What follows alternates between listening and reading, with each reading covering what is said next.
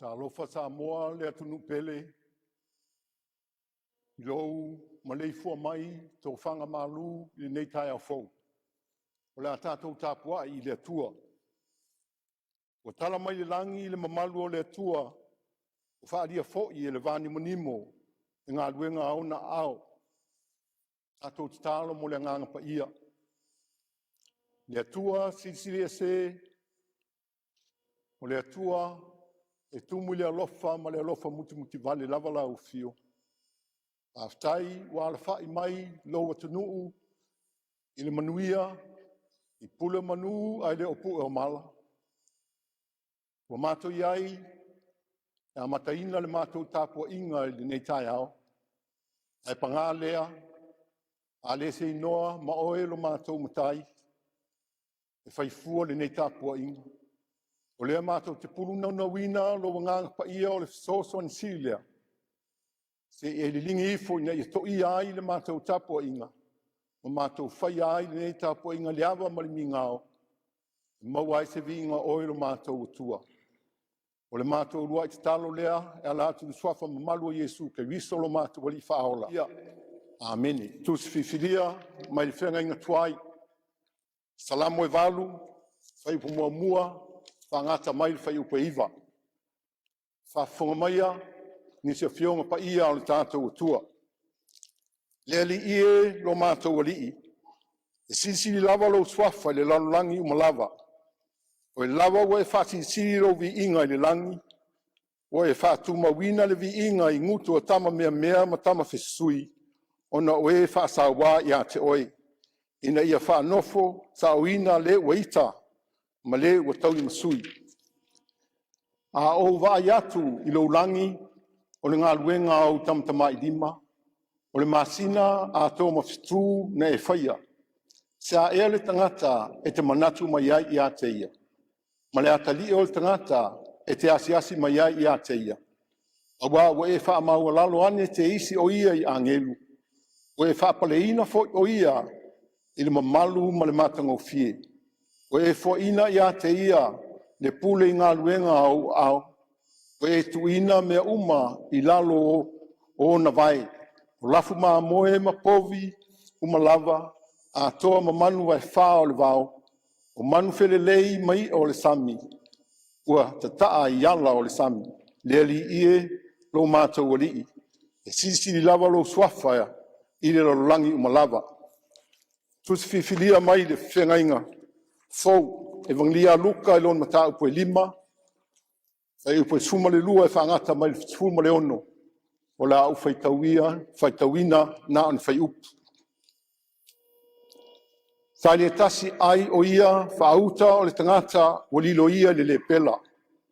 Wai loa atu e ia o Yesu, o na whapa ufo ai lea o ia, ma ai o i mai ia te ia ma whapea mai, lea li ie, a e whinangalo iai, ma fai lava ia te oe, o na wha mama ia te a.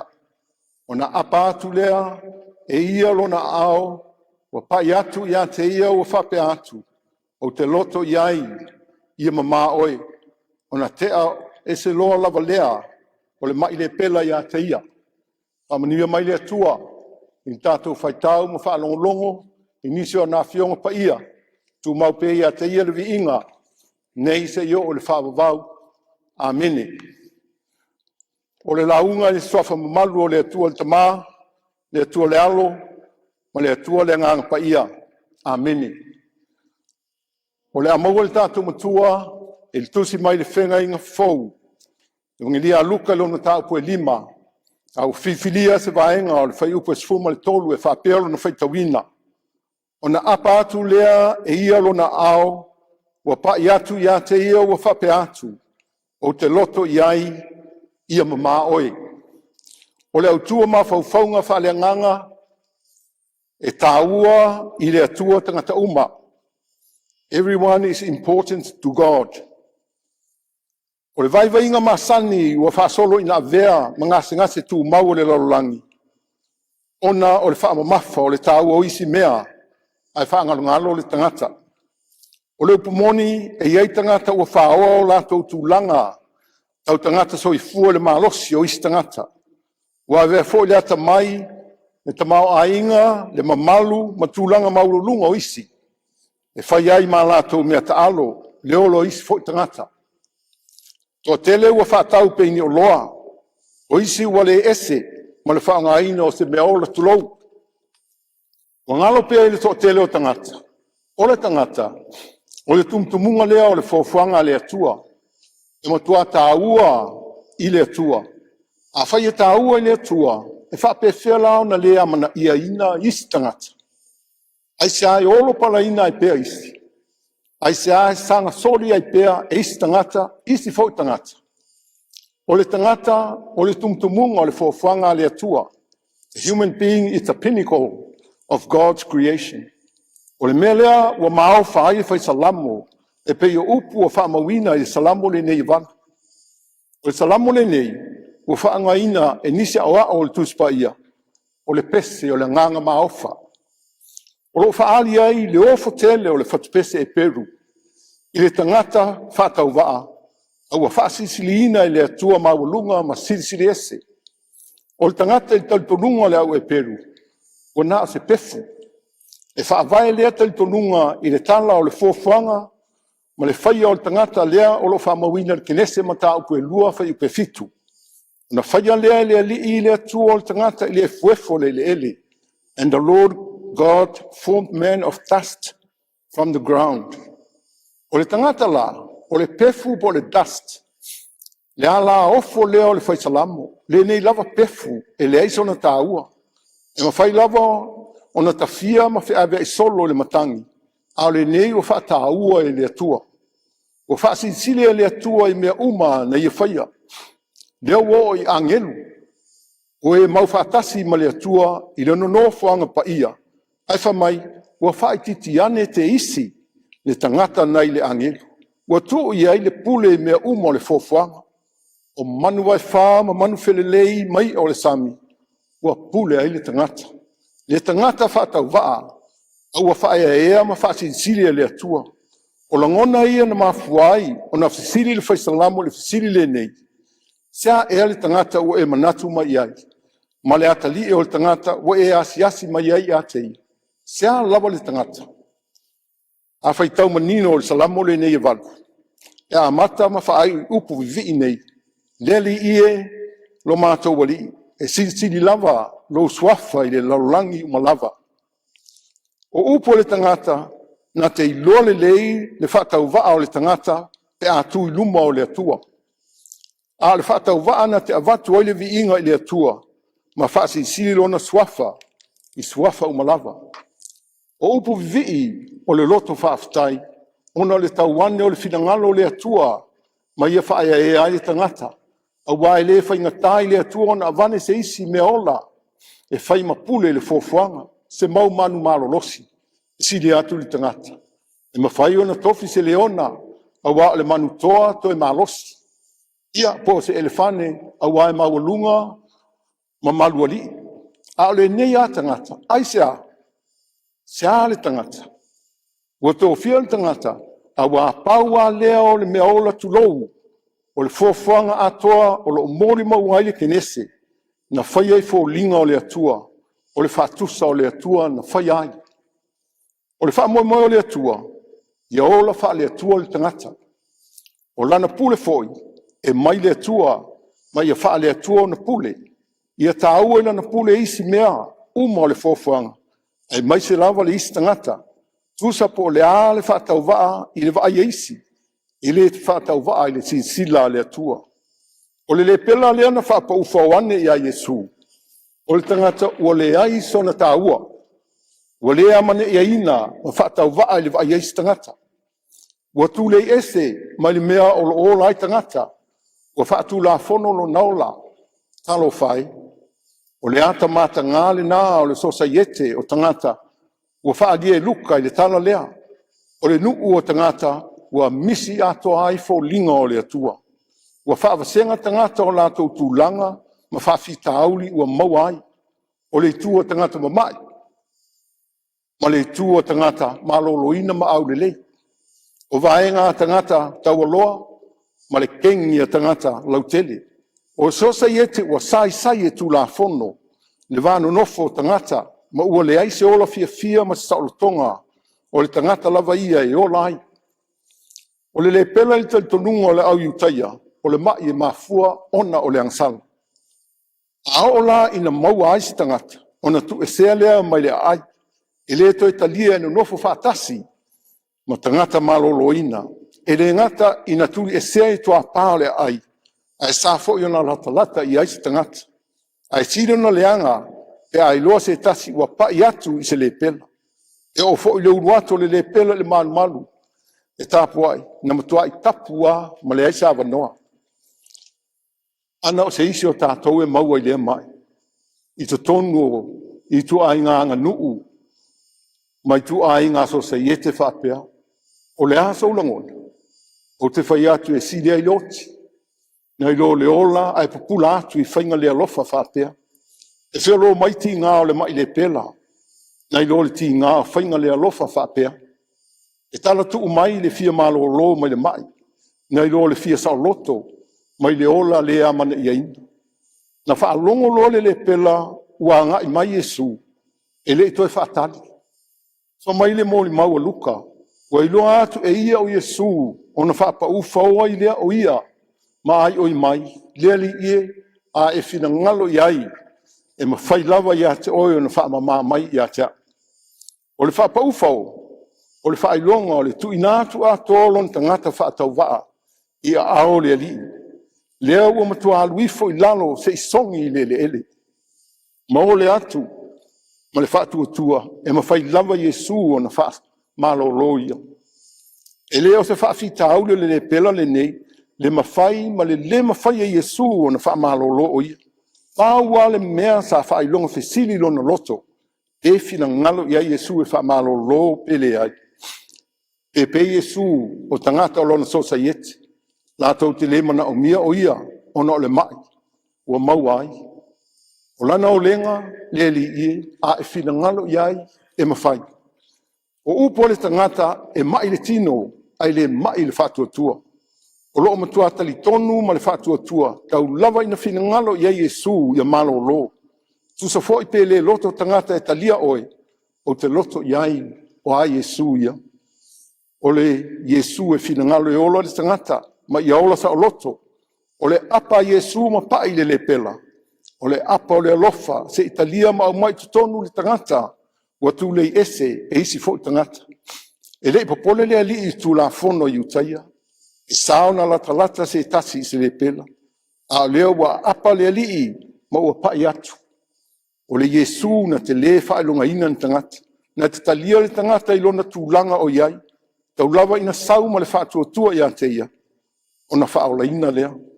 E fia Yesu le tangata ua talitonu wha maoni i a te ia, e loto ina ia la vea i le tangata, ona e matua tāua i a te ia le tangata. O le manu lauti lea o lona fio mai i le lololangi, o le o ngā tonu fo i lea o lana wha misiona, ia whaola ina le tangata, le anga e tāua i a te ia oi maa. Samoa i lau mai moa ma lau whaafonganga mai i le nei Taeao. I lea wa ia le matapia le mānaia. Ai o le tua lalo, e lei titi le tāua o lau tangata, ma lou foi tangata i le atua. A whai e whaatau wā oe, ma lou tangata i le waaya isi. Aua e te whaavaiva i ai, leanga oe o le tangata e tāua i le atua. Aua lavani e whaingofia o na tātou whaavaivai, ono le whaiwhai mai o tangata. Aua ne i wawe solo muri lau soifua au auna i le atua, ona upua tangata. O hanga masani lava a le lalolangi. O tau e munga ma upu whaiwhai. O le whaasinsino lima ma le vaai mauralo. Ai aua lava ne vaiva i ai o tātou whaatua tua i le atua. Vai le pela. E le popole i tangata sa tumu ai. E le i mamafa i a te ia petoe mai fo nisi. Pe whai mai tala tangata. Ai na loto loa e alu i a Yesu, ma sa ili i a Yesu. Alu loa ma le loto atoa. E le i whaosu, o soa foi, e se tasi e whapa u, o ia lava na loto atoa e sa ili le li o Yesu, ina ua silinga tali seu, se soani mai i tangata. Whapea na tali tua lima, e na vale se tali. Yesu lava na wheta lai tu sao, a whaalolongo tangata. o te loto iai ia mama oi. Awa lava e manatu se tasi o ia e le tāua te tonu o tātou ainga. So sa iete nuu mai tū malo, whaalapo tonga, malo mai kalesia. E whapeane, nā ona au wai lava, awa o te le tāua. Leanga o te laititi, o te lima vai vai, o te leanga waa, o te fou, e le aise poto masani, ma le lava leola o awina. Le atunu pele Samoa, tātou umo tangata, ua whata ua i le atua. Susa pe e te whata uwa ai le ai maua lano o tangata. Le mawhai ona whata uwa ai oe, le sisila le atua. Na ia whai le tangata i lona whatusa, o le pale li o lana fōfuanga. O le tāua oe maa uma i tātou uma i le atua. Uia o mai ailo nā tali e tō tasi. Ina ia le whano se tasi e whatuatua i ata ia. A ia maua e ia le ola e whaavau. O le pungai leo lo nā whio mai. O le onga te tonu fo i leo lana ngā luenga. Ia whaolaina le tangata, le anga e tāua i ata ia oe maa. Ia lava na ia talia ai ti ngā o le satauru. Mamaliu ai, aina toi tū manu mā lō. Ina ia ato toa le tātou whaolatanga. I le mo ia ona pōpua ngā. Ai mō le lalolangi ina ia sao loto le tangata. Mai nono tanga o le angasanga. E tāua i le atua tangata uma. Amene. O le tātou pese, i le pese se lau wadu sifuru.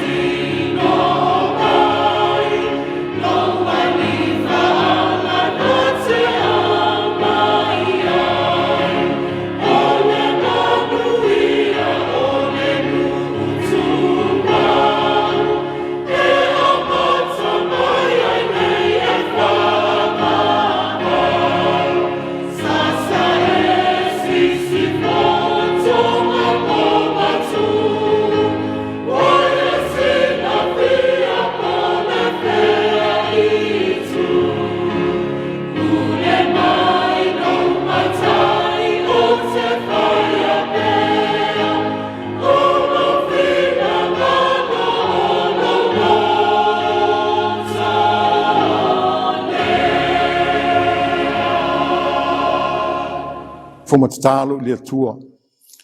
Le atua mamanae, e mamao mamawalunga no whali i e tawhio ai, e le aise tasi e lata atu i lo mamalu malau sisiri ese. O e lava na e whaia le awao mea uma I lungana malalo nei, na e whaia fo le tangata o le pale ali o lau fofoanga. Ma tau te whaane ine eina lau a fio, a wā oi o le tupu ma le ali o li. Whaftai wa e, taita ina manuia mai, le fo launga lau atunu ui le nei vai tau o le tautanga. O mātou sangisangi fia ai le nei Taeao mātou ngō fie. Whaftai lo mātou mālo, I le tapasaina o le safo lau o le mātou atunu I le angai I le rumanai. Whaftai ngā luenga e kālesia ese, mo le whaatala le ina, ma le atina ina o soifua maola o le mātou atunu. Whaftai mo awa noi lunga o TV ma upenga te whailangi, ngā whaiai o na mātou Tapua'iga whaatasi ai, ma lo mātou atunu ma tangata Samoa uma, o lo aitau malele ma isi tafo le lalolangi. Whaftai mo e o ngā lurue le ofisa whaasalalau o le mātou e kalesia. O whaingofia e o na maua so ta inga I aso uma, I o lātou whaiwalo whidima. Whaftai mo le mātou ngana, le mātou nganu uma mātou tūmaanga, o lo whaatino ai le mātou au nanga. Whaftai mo le tuspa ia, e a vea pēr masulu I o mātou vae ma malama I o mātou wala. Whaftai lo wanganga pa ia lo mātou so anisili, e whātonton whalau le mātou whainga malanga. Whātai sili le tongi ola, na saunia Yesu I lona soifua pa ia, tō mau atu I lau fio le vi inga, le whaamanu ma le whaanetanga, le pule ao ma le mamalu, nei se I le whaamavau. Le atua mioto nue, na o lau fio lava, e maua ai le whaamanga longa I mātou. Amangalo I mātou le ali ie, I le tele malano noa I o mātou se ma wha le tonu I o luma. Amangalo I mātou I o mātou manatu wha sausili ma le vai maua lalo isi o mātou uso a tangata. O I mātou o le fotu o le anga māsisei. O ane o mātou se ma aleu, o maanga le ie, liu alo mai au fufonga, ma wha maangalo le mātou I fonga nei. A vea le toto pa ia o Yesu ke riso, o lo walo alo mātou o li whaola, ina ia wha mai nai, mātou se maanga sala, I luma lo mātou o tua. Le atua alo whae, pa manuia lo mātou o tunu o Samoa, mai maunga te tele se I maunga iti. Pa manuia I le awa malu o le malo malana masiofo. Pa manuia I tamai tai pale mia ma le kapeneta ma le whainga malo. Pa manuia I tai o e kalesi ese I tonu o Samoa mātunu I fafo. Le latou whapola motu si ai, ona o le latou vala wina I lau ngā luenga. A manuia I tai fono ma le laulau a fono le mātou e kalesia. A oanga atu mo le fono tele I le neitau sanga. Anga le lei le whenga iai o mtanga luenga ese o le malo, ma latou fuafuanga alu alu mamao. Wha pe tiu te mawhaiwa ma sani, ai maise o wha moe moenga le lei uma a inga nu uma e kalesia. Anga le lei lau fio I ta māma tina mātutua, o lo tu iatu le muri papanga I mao ta malawa ma ainga, a o alo whaiwa lo atunu u I ngā luenga ma tiu te māsani. A mania I o mātou a inga uma, e le ngata I tonu o Samoa, ai whapea fo I lātou o lo sa ili malo, ma sa ili manuia I atunu u he mamao. A maise inisi o whano noa I le ne yaso, ona o mafutanga pe le ua motusia I le malanga, a le maliu ma le oti. So ani lau a fio inisi o fia maua se la veai, I le vani monimo le sami ma le lau ele. A fia maia tātou mafuta ma taitai mātou, I le ne yaso atoa ma le rumanai, e manu iai mea uma mātou te whaia. O nisi nā o mātou te tālo le li ie, whātasi ma te tālo lilo le loto le tangata lava ia, mātou tu I nā atu I lau a fio, whai pēlo whina ngalo e le o le mātou whātau anau. E la atu le suafa pele o Yesu lo mātou ali whaola, tu mau mai ai o mātou lunga, ma lunga o lau whanau uma le lalolangi. Le manuia ma le file mua lau a fio le tua le tamā, le lofa sisi eso Yesu ke viso le alii ma lo mātou whaola, ma le mafutanga le motusia ma lo wanganga pa ia, nei se io I le whaavavau lava. Amen.